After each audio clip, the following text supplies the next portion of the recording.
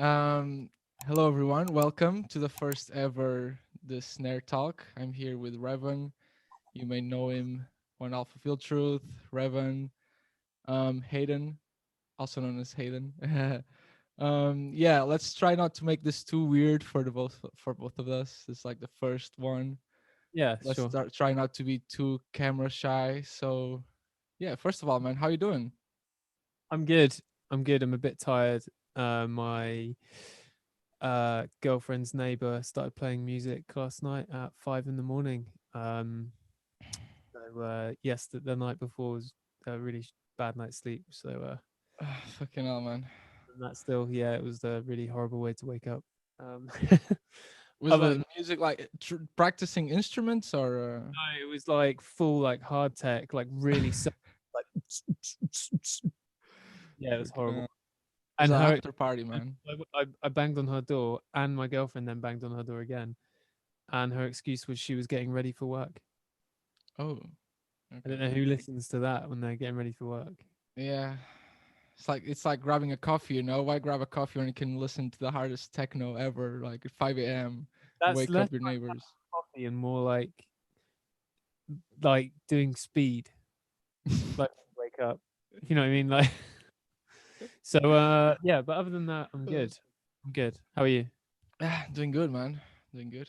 Good. Well, I didn't have anyone bang hard techno 5 a.m. last night, so pretty Yeah. good. Had some work done and yeah, pretty good. Well, man, as you know, I've got some questions going. I've written down some things. We don't have to go through everything. Let's just go with the flow, just see where this takes us. And then I have some bits from the guys over at Patreon, some questions that they asked as well. Cool. So so yeah, man. Starting off, yeah. So you're obviously in lockdown, right? So Yeah, the third lockdown. how's lockdown going for you, man? Uh, it's. I mean, it's quite mundane. It's pretty, like it's very repetitive. I'm quite lucky that I've got the studio because it gives me an excuse to get out of the house. And I mean, like I ride my bike here, so it's like I leave, ride my bike to the studio, like 15-minute cycle. It's an isolated building, Yeah. an isolated room, and then I just work. And then I work here most evenings until like after I do my normal day job. Um, and then come home, go to sleep, wake up, do my day job, go to the studio, ride home, go to sleep. Do you do your day job at home right Yeah. now? Yeah. But do you prefer to do it at home or is it just better for you? Uh Sometimes, yeah. I like it a couple of days a week, but it's nice going to like I'm used to going to the office and it's nice seeing people, especially with lockdown. It's made me appreciate that a lot more. Yeah. Actually seeing people and like having a really like a more of a routine, like getting Yeah. up work like an hour and a half before you actually need to go to work rather than just Yeah. bed Yeah. and like turning your Yeah. laptop on. Yeah, man. For me, like working at home, especially like my all my setups is in my room, like where I sleep, Yeah. and for me, I just cannot work without waking up, having a shower, like grabbing breakfast, like doing the normal routine, like if I Yeah. was going to work normally. Yeah, but Yeah. you're saying that you're working at home, but yeah, you're not doing your day job at your studio as well. You're just doing it at home. No, I'm doing it at home so that when I get here it's like this is music time. Yeah. Because otherwise I will come here and I'll do music when I'm meant to be doing my day. Yeah. But yeah, lockdown's been okay. I mean, I don't want to dwell on the negatives too much, but I think positives to take away are like less alcohol consumed. Yeah. The Fair last enough. lockdown in the summer last year was definitely not the case. That was very different. But in the winter one, especially, it's just a bit more like it's just kind of boring after a while if you're just sat in your like with my housemates and I'm just like it's like oh I mean we just get drunk because Yeah. why That's not. what I was doing like early lockdown with my with my girlfriend. We were staying together for the early lockdown, and I was like, yeah, what do we do now? Let's get drunk. Yeah. I mean, like That it's was the thing. not a bad thing. I mean, what else? It's sometimes you need that, but it's been quite nice just for this time around, focusing more on just using the time a bit wisely, I think. Yeah. But for me, man, lockdown, the first one, like really helped me like make music and look at things a little bit more clearly. Like I lost my job and I kind of had to realize what I was going to do, but I'm not going to get too much into that. So like basically I had loads of time for myself. Music, I wrote a lot of music, and I think that shows up right now. But Yeah. for the second lockdown, I obviously have the same amount of time. I'm staying at home as well. But I think like since we're locked down for such a long time now, the bad things are going to be more a little bit more pronounced than the good ones, like having no raves for a while. It's almost like a full year, at least here in Portugal, without a single rave where you can play your music out loud and be with friends and all of that. That's really tough, man. I think that's, and I had this conversation with Charlie Breaks, Yeah. um, when my EP came out last year. We Mm. did like a kind of interview. Um, we literally went to a park near her house and sat on the other sides of the bench from each other, and she recorded us having an interview. Um, but Carly's a really good friend of mine, and we were saying like me and her are very similar in terms of what we take from gigs. I think some people like playing gigs because they like being in front of like hundreds of people That and scares me. being, like the the person, like look at me sort of thing, which is like nothing wrong with that if that's what you take from gigs, that's your thing. Some people like just hearing their music out on a big sound system, which I think kind of a bit more like myself and Jay, Yeah, definitely. definitely. um, and then the third element of it is actually just networking and meeting new people and being around new people and just seeing like everyone just having a good time. And we were saying like that is what is killing me at the minute with the lack of gigs. It's like just not meeting people that, say for instance, if we get booked like in Germany or something, like we're like, oh, amazing, we can see like so and so, we haven't seen this person in so long, and then they'll come and we'll meet them, we'll have dinner, and it's like just for me it's like a really nice way to connect with friends of yours that especially don't, not even in the same country. If it's like in the UK and so if it's in Yeah. Manchester or something, we're able to meet up with people that I know in Manchester, or old friends from London or something. It's like that's the thing that is kind of the, for me, the worst thing about not having gigs at the minute. Yeah, I guess what you're feeling is what most newcomer producers from outside the UK feel. Because Yeah. when they're starting out, obviously drum and bass is a lot bigger in UK than anywhere else, right? Um, and when newcomers producers are starting out, they're most likely only gonna get booked inside their country.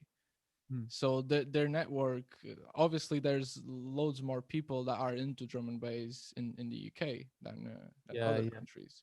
So I think that's kind of what newcomer producers feel yeah, exactly. in other countries outside the UK. But I It's, completely feel it, man. Like for me, networking is how I met in raves is how I met all of the people that I know in the Portuguese scene for drum and bass. It was in the night outs, in the raves, meeting people and all of that, and I love that aspect of things. and it's different as well because I don't think it's necessary like networking. I think like networking, people think it's like, oh, it's a business term, and Mm, it's more about like how can I get opportunities off the back of meeting people. But I think it's less so like that in drum and bass, not necessarily in music, but in drum and bass it's less so like that because it's more just the people that book you, the promoters that book you, they're friends. They actually become your friends. They become like yeah, people that you're like, like SVB from Antwerp, like he booked us to come over there and now he's like one of our best friends. Like he came to Sun and Bass with us not last year, the year before, and like stayed with us, and he when I was in Amsterdam and Belgium early, it was like March 2020, just before the lockdown happened, like 2 weeks before like the world started going to like shit. Yeah, um, he like stayed with me for the whole weekend. He picked me up from Amsterdam and like drove me to Belgium and stuff like that. But we wouldn't have become friends if he didn't book us. yeah. And And he's it's probably gonna go to your wedding as well. yeah, So yeah. The best man. yeah, Um, that's exactly what I was thinking about the networking thing. It's not like yeah, I'm gonna go in backstage. I'm gonna go like, yeah, man. Well, what do you think about releasing with us and whatever? I mean, that can happen, I think, but obviously, I for me when I'm backstage, I don't want to be talking too much about that. I just want to like meet people and chill yeah, and know what food they eat in their city. Like what's their yeah, favorite beer. yeah. You just want to enjoy the moment. It's less. I think you got to, especially in that situation, like leave your ego like at the door because like from my experience, like going to Europe and like people don't care if you're a big time DJ. If you're Yeah, like if you're if you're acting like an idiot or you turn up and you're like you've got this kind of aura like I'm better than you because I'm a DJ or whatever. Like people like who the hell is this guy? Like go away. um and I think yeah, it's just about having fun, man. I just miss having fun, mate. I just miss just like going to like a rave and just like actually having fun. yeah, Gonna be obviously, man. it's something that I think a lot of people you take for granted when you do it for so many years. Mm-hmm. But I think that's one thing I'm not going to take for granted when all this is back is actually Yeah. just enjoying the rave and not Do you being like think that the missing of raves, even for fans, not just for guys in the scene, for the "Mm, people in the scene, do you think that it's affecting like the mental health of people that do go yeah, out and absolutely. the producers? Yeah, I think so. I think like it's and it go not just with music. I think this goes for like sport, everything like that. If you've got something that you're that passionate about, and that thing that you look forward to, like you work 5 days a week, you work however many hours a week, and your release once a week or once every couple of weeks is to just go and listen to the music and meet people and chat to your friends. Yeah, Like that's like pff, everyone needs that. You can't like you need that separation. yeah, So I yeah, think yeah. mm, Well, I think it. let's I let's think try not to get too lost into this COVID yeah, thing yeah. But because I I think really miss going out like Friday, grabbing a dinner out with friends, going to the going downtown, grab a drink, and then going to the club, man. It just hits I'm me not gonna hard. lie. I'm not gonna lie. Before the lockdown happened, we were playing a lot. Like we were getting booked quite a lot at that point. And when you are playing a lot, you do treat it more like a job, and it is more like you still have fun, but it's more like oh god, like I've got another weekend of very little sleep and a lot of traveling. Like it's not. It's sometimes it can be very exhausting, but that's all I want to do right now. Obviously. So yeah, I think I can't wait until things are back. I think there's going to be a new energy to raves. Like you think about someone who hasn't like the whole world haven't really been to like a proper rave. Maybe apart from a few places that are back up and running in the world, but especially Europe. Like, can you imagine the energy of people just like yeah, I think that when things go back to normal, I think it will take like maybe like 1 month of things going back to normal, like when people start feeling like is this safe and clubs like really do open up again. But once yeah, that threshold is gone, it's yeah, it's gonna be like crazy, like parties everywhere, people yeah, going yeah, crazy everywhere. yeah. I'm looking forward to it, man. I think it'll be All good. right, man. Well, let's go on to other things. Let's not talk about Yeah, let's COVID move on. anymore. Let's not make it as a COVID conversation. Yeah, yeah. I did have the question here. What was the last gig you played? Uh, I'm not gonna. We've done a few. I've done a few sit down, like seated events Mm, during the last few lockdowns, but I'm gonna like the last proper gig I played. yeah, that. Crowd was Star Wars in Belgium, which is a good one to end on. Yeah, obviously, yeah, But of it's course. also so bittersweet because that I left that gig on such a high. I was like, oh my god. I was just Lucky that, you, I man. was like, that was amazing. Like really, really fun night. Like all the people that you like listening to playing, everyone having fun. Just one of those really, really one of those nights where you like, probably end up having like 3 hours sleep because you stay right to the very end. Yeah, But and I had to get an early flight the next day, but it was still worth it. It was great. nice, man. Glad to hear that. I'm happy for you. And that leaves me to what was the best gig you played? Since you're talking like so emotional about the gig, what was the best gig you played? What, last year or before Uh, in all general? time, yeah. Okay.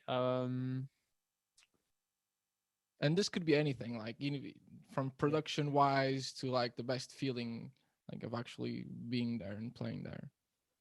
Uh, Star Wars is up there for sure, but um, and that goes for everything they do, like production wise, just the whole event, the whole crowd, everything is amazing. But I think one gig for me that's a bit more of like a standout memory. Um, oh man, that's a really tough one. I really like Predators Lab in Austria. Mm-hmm. They booked us uh 2 years ago, I think, in December. And it was one of those really nice gigs where like where we landed and it like just snowed. So it was like in winter and there's like all this like picturesque like mountains and stuff. And yeah, it was like the production was really cool. The crowd was really interesting, like a lot of energy, and that was really fun. It's hard I wouldn't say that was the best gig, but it's that was one where I really enjoyed like the set. Yeah, Like like really probably enjoyed. one of the most memorable gigs. I think this sounds really mad, but I think one of the most memorable gigs that me and Jay played was actually in Hereford, which is like a small sort of place near Wales. All right. Um, and it was like 100 capacity, like little underground sweaty. Underground, yeah, yeah, yeah. And I just remember that was one of the first gigs where we were just like, it was a young crowd, like at the time, they were a few years younger than us, and I think we must have pulled like 10 reloads or something. Like it was that mad. But like they were like not letting us not play like pull a reload on these tunes. It was actually crazy. We left like just completely drenched in sweat and like That's sick. yeah, that was fun. That was fun. So that was us and Traffic MC. He drove us down and then we were all just like, what the hell just happened? Like on the drive home, just like that was a good Nice, one. That was man. a memorable one. Yeah. All right. So let's get into a little bit more of a production thing. Cool. Yeah. Obviously, you do mastering for high mastering, so big ups on that. Do I have Uh, any stickers? are you going to show something? I was like, do I have any stickers in me? And just plug the. I think I do, but I have no idea where they are. I still need to unpack from the studio. I moved here a while back, but Can't hear anything, bro. Though. box of stuff that I need to unpack. We'll see if we can find them later. But yeah, hype Yeah. mastering. Carry on. So I was gonna say, since you do mastering, since you first begun mastering, did you see like any differences or improvements in your musical work, like when you're making music, or just if you look at music in a different way, like to music production, if you look at music production in a different way? It definitely makes you more aware of your techniques in terms of. mixing. Um, like 100%. It's I do it so often now with the mastering that every time I mix down a tune, it's like I'm basically mastering it as I'm mixing it Mm-hmm. because I want to know that at this master how I want to know how it's going to sound at the mastering stage. So it definitely has changed some stuff with that. Um,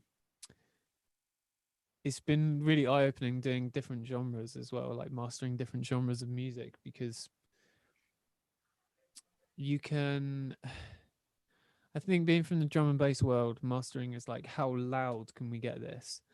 How Yeah. loud can we like push this? How far can we push it? But when you're mastering other genres, it's a lot more expressive. And then the mastering side of thing becomes less of a technical, formulated kind of numbers, I guess, thing, and more of like a feeling, like what tones are we bringing out in this, like especially for like stuff like hip hop or like neo soul sort of stuff. It's Sorry to interrupt you. Do you master outside drum and bass? yeah, yeah. All right, cool. All right. Um, yeah, so that stuff's been really eye opening for sure. The drum and bass stuff, I think, mainly is you're just a lot more aware of your mix downs and which things will stick out the most on a master, Mm-hmm. and how you can combat that. So I think it's made my production like a lot better in terms of my mixing. Yeah. Um, yeah, Yeah, I think that too, because obviously I'm no mastering engineer. I barely master anything besides like my rough own masters. But yeah, I know that since when I've recently started mastering my own tunes to see how they would sound at that level, that immediately changed how I look at mixdowns and yeah. and stuff. So yeah, I was just wondering. And since we're talking technical, outside of mastering, so like just talking about normal music production, how much do you care about technical stuff? Like, is that too much of a big deal or? Oh man, that's a long question. Um, I some days I'm in one frame of mind about it, and other Okay. days I'm so far disjointed. But I would say, oh man, like if you ask me on a different day, it'll be a different answer. But I would say the bottom line, and I say this to people that I teach as well, is get the vibe first. Like everything is about the vibe. If you have no vibe, then you have nothing. Like you Nice, have man. nothing. It cannot you Nice. cannot have a technical track that has no vibe. Like it's just a throwaway tune. It's like having the most like energy efficient car, but it hasn't got wheels. Yeah. Yeah. Like All right. That's yeah, that's a nice analogy. I like it. I like it. I think it just you have to have that vibe. Like mixed down stuff will come in time, and I've been there where I've got a track that I hate the mix down, but I love the vibe. And if you want to make it as technically sort of on point as you can, then you just got to put the work in. There's no shortcuts. You've got to put the work in. You have to spend days Yeah. mixing that down. And when you do it and you get that final result, you'll be like, wow, I did it. And it's a great vibe and it's technically an amazing track. So it's like win win, really. Yeah. I just like people focus too much on the technical side, I think, a lot of the time. Exactly. And it is, Especially the new guys. Especially the new guys. yeah. Because And obviously there's loads of information on the internet, and I think that can be really overwhelming for them. Like most of the times they don't even know how most things work in the technical aspect, and they're already overloaded with loads of different technical advices. that's what I was going to say. I think it's easy to it's easy to just do things because you think that that's important because Yeah. someone has said that that's important. Preach. Realistically, that person does not have a clue what they're talking about. and they probably never produced a tune in their life.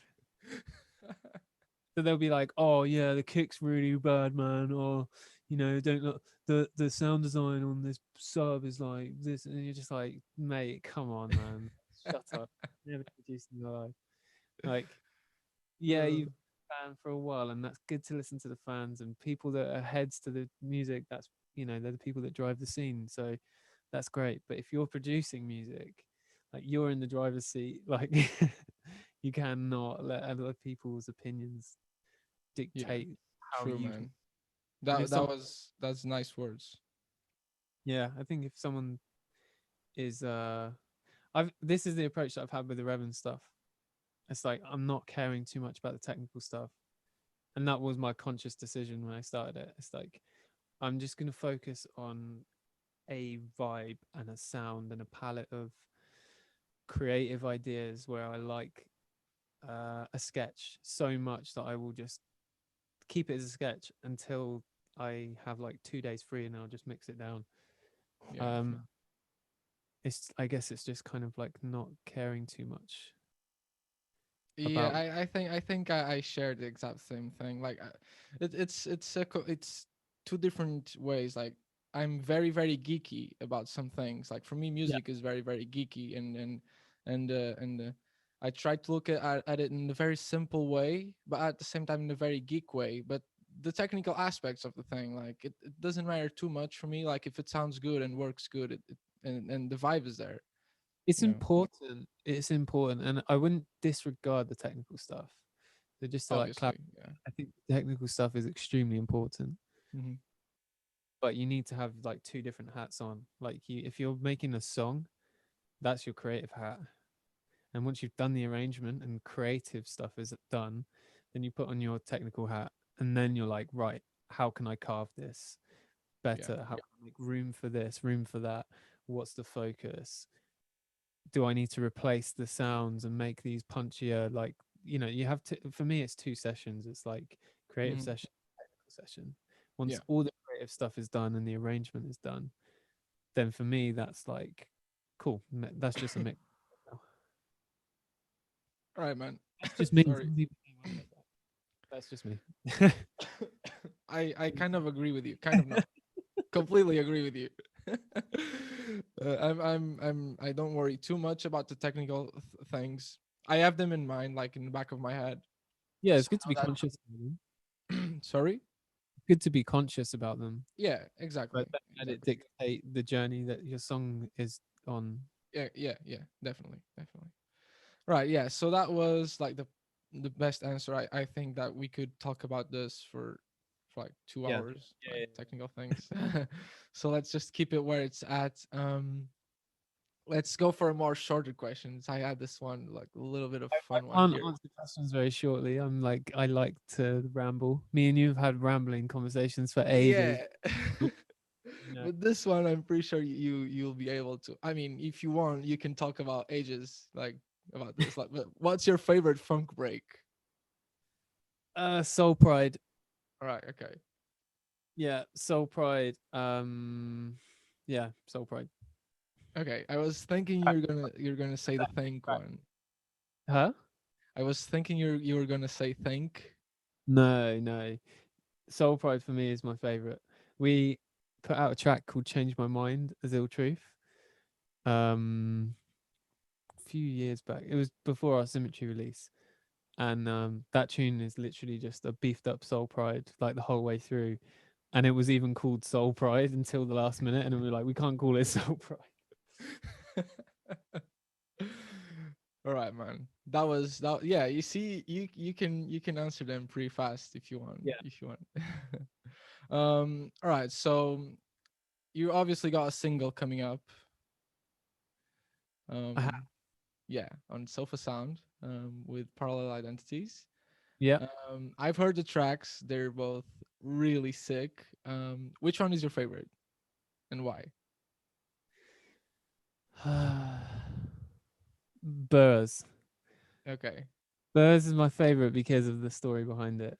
So, well, both of us, me and Parallel Identities, um, we're in Rotterdam, and I went over to see him, and he we would get like the metro, like most places, obviously. So like a city for just metro travel, a lot of it. Yeah. Um, and there's a station called Burj, and What every happened there? every time we got on the station to Burj, there's like this big announcement. It's like Station Burj, and we heard it so many times that we were like, we should like make a tune with that, like as a joke. And I actually recorded it on the little handheld recorder that I had that I brought with me to just record like atmospheres and stuff. And then he came to Bristol uh, probably like a few months later, and we were just working on a track. And I was like, right, this got to be the burst tune now. It's got to be the burst tune. We're gonna do it. And we wrote it in about like an hour and a half, and it's Jeez. just like came together like really quickly. Found the sample again on like the recorder, and like, right, that's the tune. Just stash on Berge. Nice, And nice. all the Belgian crew and like all the Netherlands crew are like, oh my god. All the people that I've sent it to have been like, oh, that's so sick. Yeah. That's my station, man. Yeah, yeah. Well, that I had a question here that was about the process of writing a tune, like the idea and writing and signing the tune, and was obviously regarding this release. So that already answers some of it. Yeah, Um, but do you want to go after like what like okay, so the tracks are done and what now? yeah. So uh we sat on that track for a while, and I didn't actually send it to DLR to release on Sofa Sound. He just it was a gig, an Ill Truth gig. I was on the way to Manchester last February, so about a year ago, and DLR was like, "Why haven't you sent me any of your solo stuff? Like, I'd be interested in hearing it because I was talking about it a lot, and I was just basically just building up my, I guess, like portfolio of solo stuff." Mm-hmm. And he was like, "Why haven't you sent me any stuff?" So I was like, "Oh, okay, like I'll send you some stuff." And I just sent him a big playlist of just stuff that I had, just to see if he wanted to play any of it out. It was not, and for me, I never thought that the Revan stuff really sounded like Sofa Sound. That Mm-hmm. was what was kind of weird. And then in typical DLR fashion, you get a WhatsApp like voice note, just like, "Oh, bruv, like need this tune, man. Yeah. Like, what's going on with this tune?" I'm like, Classic. "I sent this to you like 3 months ago. Like, you haven't listened to it yet." But I'm like, "All right, yeah, I mean, that's cool." So we then spoke about it, and he was like, "Yeah, I really want to put them out on the label." But me, normally, it would just be, I just work on music and just, I hold on to music for a while before it gets signed, usually. And the reason for me doing that is that I want to make sure that I still have that connection with it by the time it comes out to when I first made it. Because it's so Okay. easy to get excited about a track when you first make it, and then you Yeah. give it a month and you're like, like, Yeah. you know, Definitely. sure. So I like to just be relaxed and just let things happen. And in my experience, things do happen, but it's really bad if you just send your tunes to everyone, and then a big label comes along and they're like, "Oh, we want this tune." And you're like, "Oh, sorry, I signed it like already to a label that maybe like didn't give it as much kind of love as they could have or something." Yeah. Still shout out to all the small labels, obviously. Nice one. But when you get a big label offer, you're like, "Oh, damn it! Like, why did I do that?" uh, yeah, man. Well, that's nice stories about the single, like the boost thing, the how it got released, how it got picked up. Actually, Yeah, how it got shotgunned by DLR, as you mentioned yeah, in yeah. your on Instagram. Does Um, that a lot. He did so that yeah, to me. man. When is it coming out? It's coming out on the 29th of January, Okay. um, which I don't know when this is coming out. Yeah. So probably it's gonna already be out. Probably not. Yeah, maybe. Maybe But it is. 29th of January, um, obviously typical stuff. Beatport, Bandcamp, all that jazz. Yeah, go grab Um, it. Go go grab it. go buy it. Don't grab it, buy it. um, I think we're kind of dragging a little bit already. Yeah, I I know. still have one more like question. Go. Before I move on to like some of the simpler questions from the guys, Okay, cool. which some of You them can are chat already as well, answered. at the end of this. I know it's meant to be a smooth conversation, but if you did want Yeah, to just no, yeah. no, just No, chop it. it went pretty well. It went pretty well. Obviously, I wanted to try something like have some specific questions from the show, like the funk break question. I think I'm gonna like keep it, and that Yeah, obviously this is called the snare talk. So yeah, if of you had course. to choose one thing and you have only 5 seconds to say it, like what's your thing that you comes to your mind to use when making snares, like Oh, this or that plugin or whatever? yeah, yeah, yeah. I like that. What do you say? Oh, that was the question. Yeah, that was the question. You're just saying, like, as an example, this is um for snares. Uh, oh man, that's really tough. Studer, Studer A800 tape saturator. Oh, okay. Okay. All right. Yeah, Nice. No like explaining. That's kind of perfect. tape saturation. I mean, yeah, tape saturation. I don't think you can go wrong with it on drums, really. So No, it's just the Don Daddy. yeah. All right, man. So that was like pretty much all my questions and a little bit chatting about COVID and your single. Obviously, I'm not trying to drag this a lot because I think we could chat here for a while now. Yeah, I think Um, it's yeah. easily done. So I'm just gonna ask you the questions from the guys over at Patreon before we wrap this up. So some of them are already been answered with all the talking. So Janie asked, "Who inspired you, or what inspired you to first starting out making music?" Um, oh man, that seems like so long ago. Um,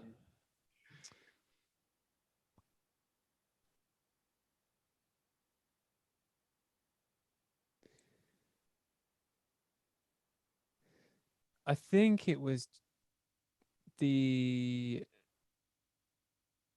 I think it was mainly just like the people I was around with when we were DJing, like a lot. When I started off DJing with Jay from Okay, Miltree, um, and a few of our other friends, and we all just met up at like three, 4 times a week, and would mix and like do other things, just mix and just be weird and and like have fun. Xbox. Um, and it just got to the point where I think I think we were just getting bored of just playing other people's music. To push it next level. Yeah, we were just I think, to be honest, we wanted our friends to play our music. Like, we wanted to get to that point where our friends would be like, "This is cool. Like, can I have a copy?" And like, we wanted someone to actually be like, "Oh, I'll play your tune," um, which is fun, man. It was a really, really good time. It was like, you're not worrying about gigs, or like you're not worrying about like, how is this going to help my profile? How Yeah, can this mix help me? And blah, blah, blah. You're just having fun with mixing and music. yeah. I think that you were young, right, when this Yeah, happened. I mean, I wasn't too young. I was like 17, 18. Okay, yeah. So got into music kind of a bit later than some people, but started producing when I was sort of just before I was like 19. So yeah. Well, I first started messing around with FL Studio around like 12 or 13 years old with my laptop, messing around with house beats with my laptop, and I was wondering why the lowest notes weren't sounding anything. Like the low notes didn't play anything. It's like this is bugged. This program Yeah, must be bugged. I play the low notes and nothing comes through the speakers from the laptop speakers, and then I realized like 2 years later, I realized, yeah, laptop speakers don't have a audible. sub. Yeah, yeah. Oh man, yeah, that's probably it. Just DJing and like just wanting other people to play our music and wanting us to be able to play our music. Yeah. Um. All right. Since we're talking about how did this all started, and going back to mastering, one of the guys over at Patreon, Danielle, asked, when you started mastering, did you have any mentor or any tutor, like any person that really helped you? Yeah, that's a good question. Because obviously mastering, I think it is like a really hard thing and overwhelming thing to get into. Yeah, it is. I think the quick answer is no. Um, I just mastered people's. I asked people to send me their music to master for free Yeah. for like nearly a year. And then that and sort of just the internet, obviously everything like that. And then you reach sort of to your nearer audience. And I think it was Hmm. just kind of lucky at the time, like good connections with Break, speak to Break quite openly about stuff. Yeah. Same with like DLR, but I didn't like me and him have spoke about mastering on and off, but not sort of too tightly. I guess it's just speaking to for me it was just trial and error really. And I had already had some experience with mastering our own music for As Ill Truth. Okay. So it's just kind of expanding on that and then using other people's music, finding out what other people wanted with their music and kind of being able to deliver that in a way. But it does take a while. All right. On the mastering talk, M45 asked that he's seen some producers leave like the casual 6 dB headroom for master, but some don't, and they squish all the channels on the mix down and just slam a limiter on the master channel. And as like obviously as you do mastering, what's your thoughts on receiving a mix down like this? Well, like a really slam mix down. Yeah. Just don't. Sometimes it works. Even if it has the, from what I get from the question, because it's a pretty big question with lots of things, I think that what he's trying to say is even if there's 6 dB of headroom, but the mixdown is already a bit too squashed because of limiters or soft clips I or think whatever. limiters are fine.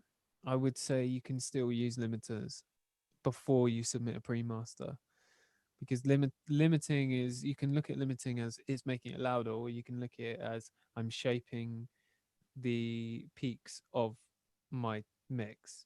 Yeah, And I yeah, look at it more as that. It's more of like a gelling tool on the mix than it yeah. is a loudness tool. Hmm. So you can still do it, and I would say mix into that or mix into two limiters, sometimes even three, so that you're at that level, but you're not squashing each individual limiter too much. Yeah. It's like 2 dB off of each limiter. Mm. So Like gain you'll mix staging, for into example. that level, and then when you come around to doing the pre-master, take back some of that limiting off, Yeah, and then you know that roughly when it's going to be at that level, that's how it's going to sound, and the engineer can then do their kind of tonal things and controlling stuff rather than focusing too much on changing the feel or the shape of the mix. yeah. All right, enough music related questions, like at least like the production aspect. I've got some nice questions here from Rahul. He's asking, where did your name come from, Revan? Um, I like Star Wars a lot. Okay. You see, That's, yeah, yeah, yeah. I forgot. You're the Uh, Dark Master, right? yeah, so Revan's like Dark Lord. a Sith Lord from like the expanded universe. So it's like from the books and all the old Knights of the Republic games and stuff. And my YouTube used to be filled with fan theories of Star Wars. Uh, I at the had time this when I was trying to for figure out, Warcraft. and I had a name in mind. I was like, I've got this name. I can't remember what it was, but I had this name, and I did the Google search, and I was like, oh, someone's already got that name, and something popped up as Revan, like some geeky Star Wars thing, and I was like, oh my god, like I'm just gonna use that. Hopefully Disney like don't sue me or something. Had no idea it was related to Star Wars. Yeah. It's So nice. only a few people know. I've had a few people hit me up like, yeah, Dark Sith Lord, and I'm like, Uh, that dark. that must have felt really nice, like people hitting you up, like without you mentioning anything. That must feel Yeah. good. I was like, I like you, Star Wars. Yeah. Other fun questions from Raul. What is your favorite meal to cook and eat afterwards? After what? After after cooking it. Oh. um. Hmm. I'd say like some kind of like chicken and white wine like stew thing. Like Okay. That's very typical here. that's like I love that. I love that sort of shit, man. In the oven. It's just yeah. Like you Yeah. you like you braise the chicken, you like do it all Yeah. with the flour and everything, and then you Yeah. like yeah, just let it cook for like 4 or 5 hours, and just like Making me hungry, man. so hungry. Fucking hell. Last question, also from Raul, because he really asked some nice questions. Is what is the meaning of life? The meaning of life is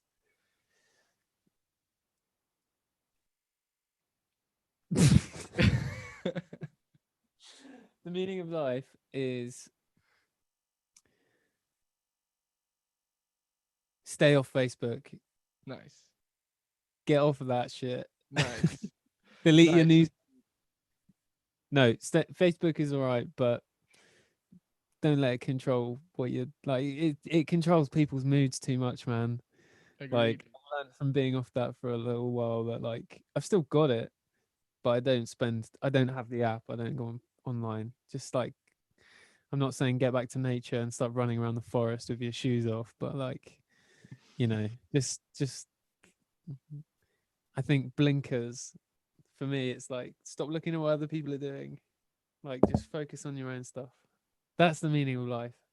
Nice, nice. I or like or it's like smoke weed and like yeah. No, I'm joking. it. All right, man.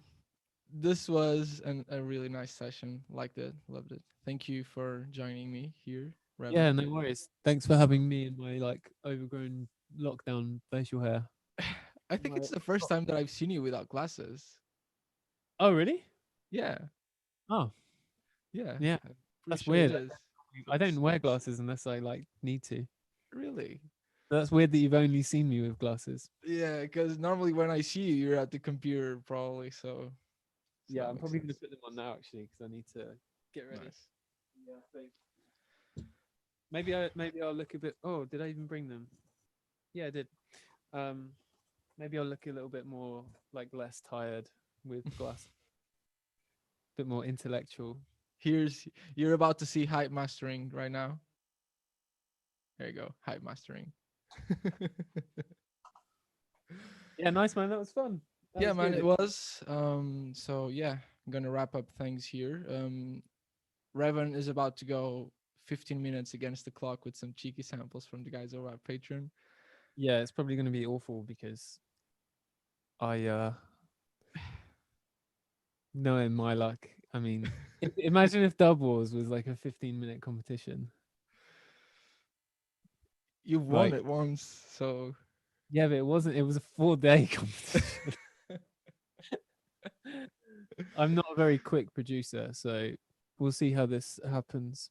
See how this turns out. I'm pretty sure you'll have fun. Let's see. Yeah, I will. I will. All right, man. Well, thank you for coming. Make Great. sure everyone go grab and support his new single with Parallel Identities on Sofa Sound. And yeah, I'll catch everyone later. Going back in time, I love Peace. listening to that stuff because it's like, man, this is a great way to present a song because it tells a story, right? Like